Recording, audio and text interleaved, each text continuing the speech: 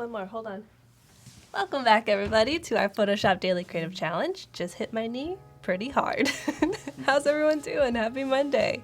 This is day 5, challenge 5 of our Daily Creative Challenge for Photoshop. And if you are new, I'm Kathleen. I'm going to be your host, your instructor, your botanist today, I guess. I guess we're all going to be botanists today because today's challenge is to make a hybrid new botanical design. It's going to be very exciting. I can't wait to show you what I got. I know, the knee bonk gets me every time when I try and do 2 spins. If you're just joining us for the first time, give me a shout out in chat. I'd love to say hello to you. Or if you are a seasoned vet, also say hello. We've got Samantha, Victoria, Jonathan, John, Michelle. Hello. Oh, Michelle, thank you. Just got it from the thrift store. Good find, right? So this daily creative challenge for Photoshop is basically a way for you to build your Photoshop skills over the course of 2 weeks. The point is also to build a great community around design and around creativity. So this is part of the community, the live streaming, the chatting, but we also have a couple other ways that you can join the community. So if you want to check out more about the challenge, you can come to behance.net/challenge/Photoshop. That will bring you to this landing page, and you can register here by clicking on the blue button once you're logged in. If you don't have a Behance account, it would be a great time to make one. You can log in with your Adobe ID and a couple other types of ways. What's up, Anna, Simon, Laura? Hello from Cape Town, says Megan. Hello! We are currently in San Francisco. That's where we always are, actually. Axel, good to see you. Jason says there's something on your shoulders. There's a little jaunty little bow tie on your shoulders. It's perfect for shimmying. Okay, so if you come to this website, you can check out what the challenges are. Every day a new one will unlock. So all of last week, Monday through Friday, we had challenges. We had blur a background, we were building with layers, we were adding a cut paper effect, editing images, and today we're going to be compositing plants. Very exciting. And if you want to go back and watch the videos or get the starter files for any of those past challenges, you can come here and click watch video, get started, etc., etc. So next steps, downloading Photoshop, obviously great, and then chatting with the community. So community chat is Discord, and I'll open it up right now. If you want to join us on Discord, the link is bit.ly/P S Discord. Or you can click the links back in that landing page. That'll take you to Discord as well. You can get it on your phone, on your desktop, just use it on the web as well. It's pretty awesome. What's up, Colby? Good to see you.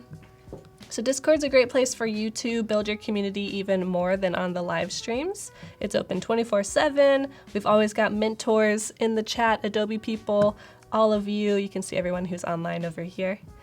And then every day we're really going to be hanging out in this design feedback channel. So if you click on design feedback right there, you can see people posting their work from previous challenges or the challenge from today to get feedback. So say you're not sure about your color palette or maybe the sizing, you're not sure about the hierarchy, post your work here, ask your questions, and you will get some good feedback. It's a great way to get creative karma. What's up, Danessa, Pamela? Good to see you all. So it's really cool to see all of your work here. Christine's working on that cut paper effect. Very nice. Got a little bit of a texture in here. A drop shadow. Very cool. My better half. Also, this little detail of having the H in front and the L behind. Chef's kiss. Perfect.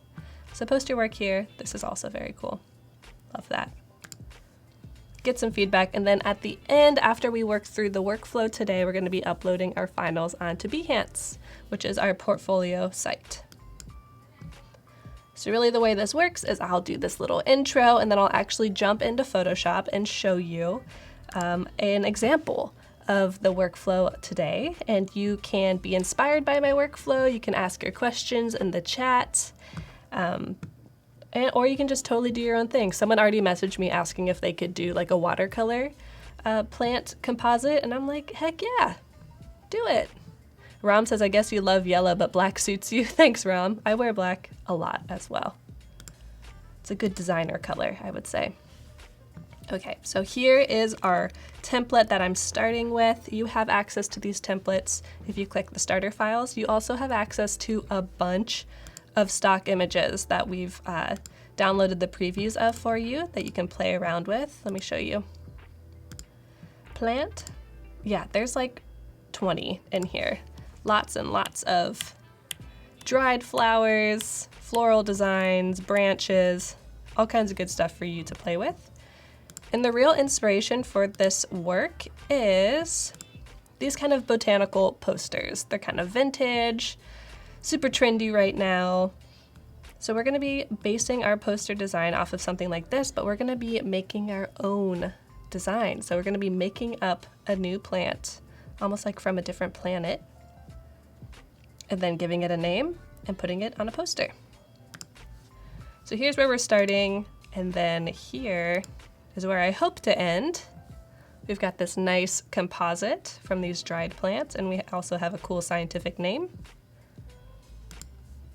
So let's get in here. First, I'm going to do what I always do, change this body color layer into a smart object. So right click on it, click convert to smart object so that we can then double click on it, jump into the smart object, and work non-destructively.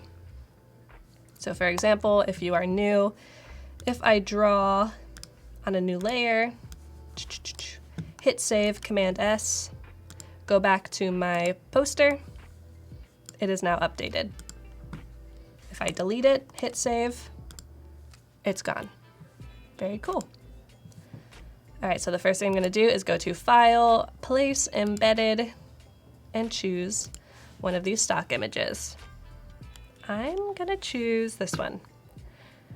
And there's a couple different tools that we're really gonna be hitting on today. We're obviously gonna be using my favorite, Select Subject and Select and Mask, to get these plants isolated. But we're also gonna be transforming and warping these images so that we can make a nice dynamic composition and make it look like a real plant. So I'm gonna right click on my layer over here and rasterize it so that I can edit it. There we go, it was a smart object, now it is just a normal pixel layer. Michelle says, I have 3 framed prints like this over your bed. Nice! This would be a cool way to make new prints. You don't have to go out and make illustrations of actual plants, you can just totally make up your own. Michelle says, who doesn't love black? Agreed. Okay, so to get this center piece isolated, how would you go about doing this? You could set the blend mode to multiply and take the white background out, but I really want this to be totally editable and take all the white out and just have this plant. And it's pretty complex. I would have to go in with the lasso tool and select every single one of these, maybe use the magic wand tool. The first thing I'm gonna do is select it and delete everything else around it,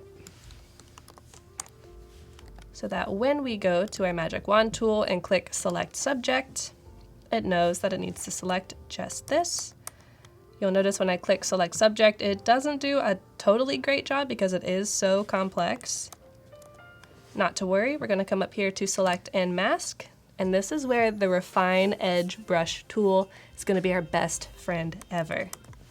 This tool, it's like it was made for selecting plants. It's crazy. So come over here to the left, click refine edge brush tool, I already have it selected.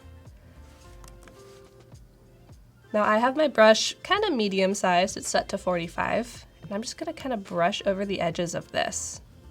And it's gonna refine the edge of the selection that we already have. Getting rid of all of that white. I don't have to use the pen tool, I don't have to use the magic wand tool. I can just paint over this. I'm gonna do it a little bit roughly just because we don't have all the time in the world. But if I did, you know I'd be taking my time. Click, click, click, drag, drag, drag. It just does all the work for you. I don't have to use the paint bucket tool to make any selections and these little shapes. Super easy. Now sometimes the refine edge brush tool can mess with the transparency of the image, and I kind of want this to be pretty crisp and sharp, so I'm gonna come over here to contrast and increase that so that my edges have a really sharp edge. All right, come down here to Output Settings, Output to Layer Mask, click OK, and we have an isolated plant. I know, Rom, it's like magic. I agree. Sippy sippy. Rom, yes, you can find the images on the starter files that should be attached if you say Get Started on the Photoshop Daily Creative Challenge landing page, or if you come over here in the Challenge tab, I believe they're linked there. They're not totally free though, it's a free preview, so they will have a watermark. These are licensed that I'm working with. Okay, so let's get this transformed so it's a little more dynamic. I'm gonna actually apply my layer mask, so basically delete it. I'm gonna right click over here on the layer mask, click apply. So now you can tell on my actual layer, it is just these pixels. No mask anymore, just the pixels. All right, let's use one of the coolest tools in Photoshop. I'm gonna come up here to Edit and click Puppet Warp. This is so exciting. First thing I'm gonna do is I'm going to drop a pin at the bottom because I want the bottom stem to stay in place. So I'm pinning it there, like with a real pin. I'm gonna drop a pin here at this curve, here at this curve, and here at the very top. Now the way the Puppet Warp tool works is it basically creates a mesh, like a warping mesh, and I can grab these points. I'm gonna click, and I can drag it around. Whoa, it's like seaweed. Amazing. So I'm gonna pull it over to the left a little bit. I'm gonna select this second pin. And when I hold Option or Alt, if you're on a PC, you'll notice that the UI changes a little bit. This little rotation circle appears. So I'm holding down Option or Alt. I'm grabbing an edge, and you can rotate it just a bit. I can also just grab it, drag it up, zoom back out, grabbing this, pulling it out, maybe rotate it as well. Awesome, so now we have a lot more movement. It went from straight to having this nice S-curve, almost like a spine, which I'm realizing right now. Jonathan's like, whoa, too much, too quick. Too much puppet warping. I know, it's amazing. Okay. So we have our first piece of our new hybrid plant. Let's add another one. Looking at my little sketch to see which one I want to do next. Let's see. I think it's this one, yes. All right, so I could do the same thing. I could rasterize it, which I'm going to do. I could use the Refine Edge Brush tool and select all of this, but for this one I don't really want to change things too drastically, so I'm just going to set my blend mode to multiply. That's going to take the white pixels away, but they still exist. Here you can see them. They're just invisible now since they're set to multiply. I'm going to go Command T to bring up my transform controls. I'm just going to grab a corner. Kind of drag this down, make it a little bit smaller.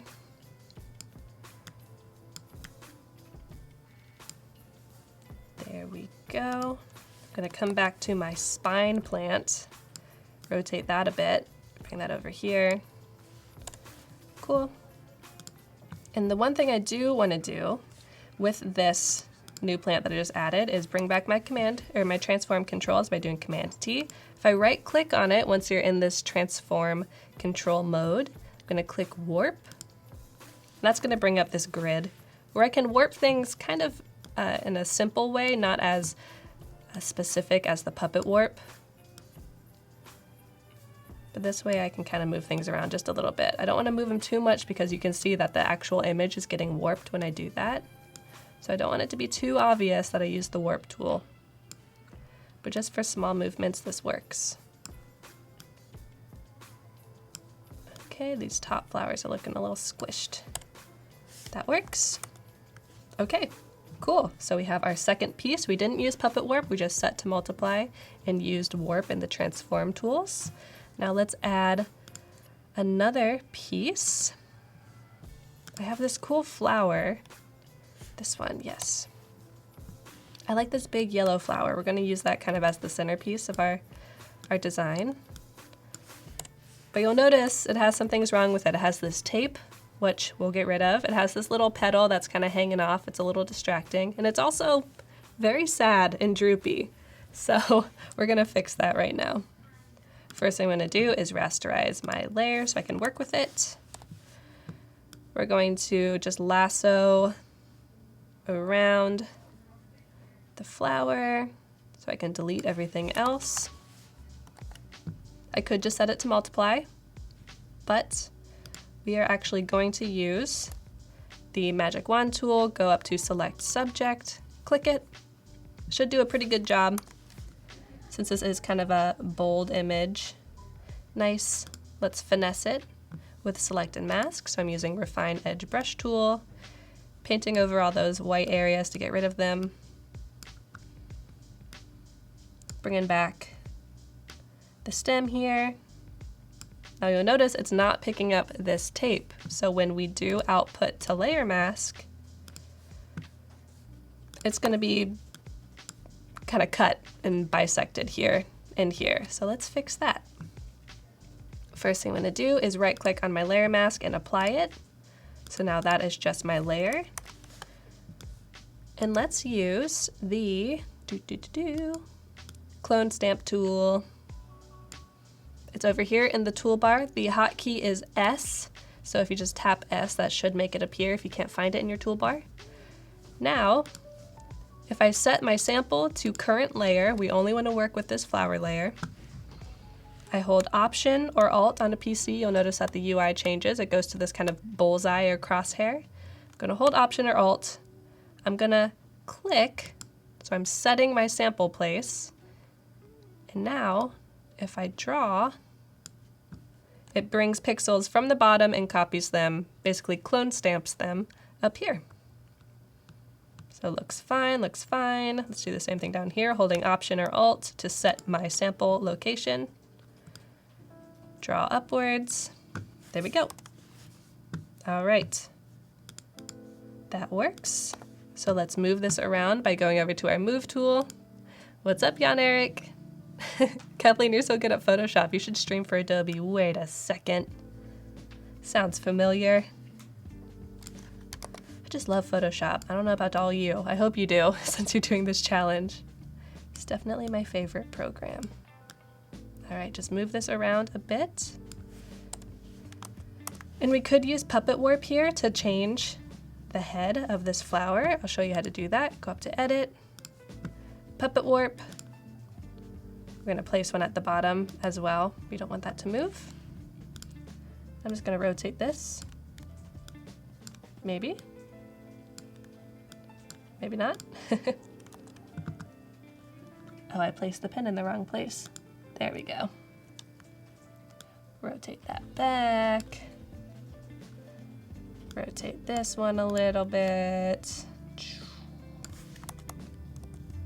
Cool, so now it is happy instead of sad. We could even get rid of this little petal if we wanted to. Just select it, hit delete, it's gone. Cool, so if I hit save, remember, file, save, come back to my poster, there it is. I think that looks pretty good. Now, to get these kind of scientific or Latin names that are often used on these old botany posters, I turned to the internet for help. I literally searched scientific flower name generator, and that's what I clicked. So if you click get names, you can see all kinds of random ones. I'll actually post this link in the chat really quick. We're gonna have some chatception really quickly. Don't look too closely, you might get hypnotized and never come out of it. There I am, scary. Okay, look away. So what do we like? What do we like?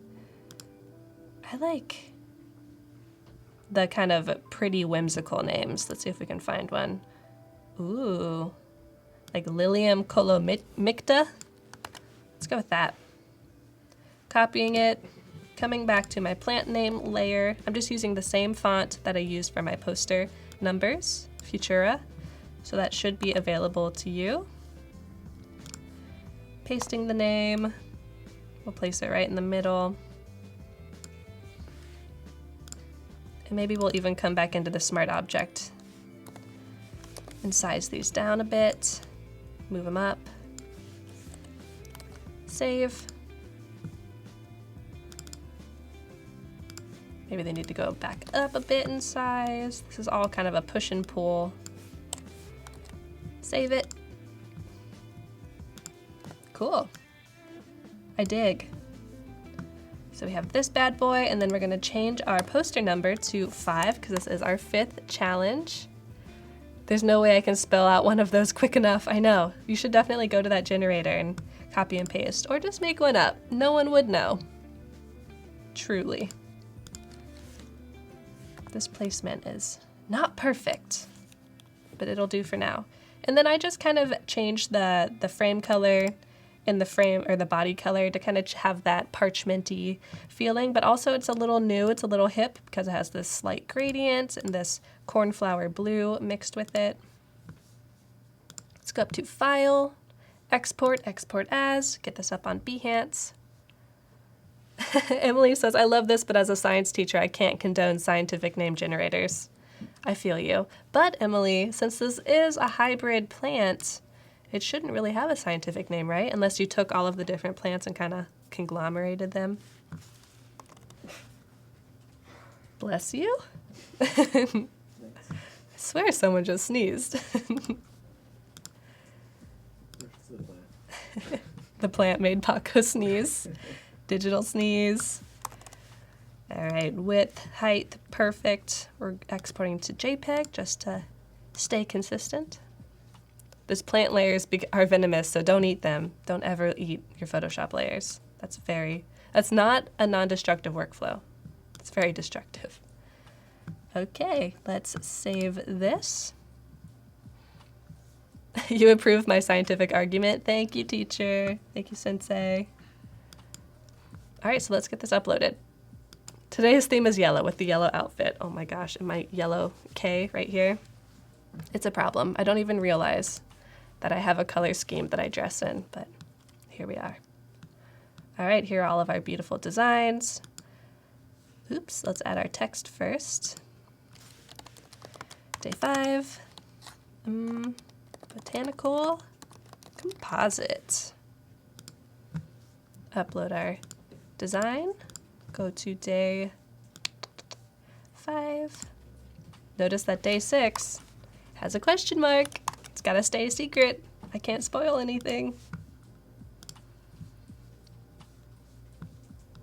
Very cool. So we have all of our posters here in our project. In my settings, I'm making sure that in discoverability I have PS Daily Challenge set as my keyword. Cheryl loves this challenge. Yay, me too. It's really quick to make these cool designs, but they're totally bespoke. They're totally new. It's pretty awesome. All right, let's check out our project. I'm really excited to see all of your collections at the end of the challenge, all 9 posters together. It's gonna be amazing. This one was cool. I like this one.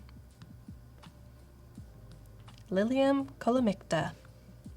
Beautiful. It's a flower that is grown, but it's already dried when it's grown. I don't know how it does that. It's amazing. What's up, Richard?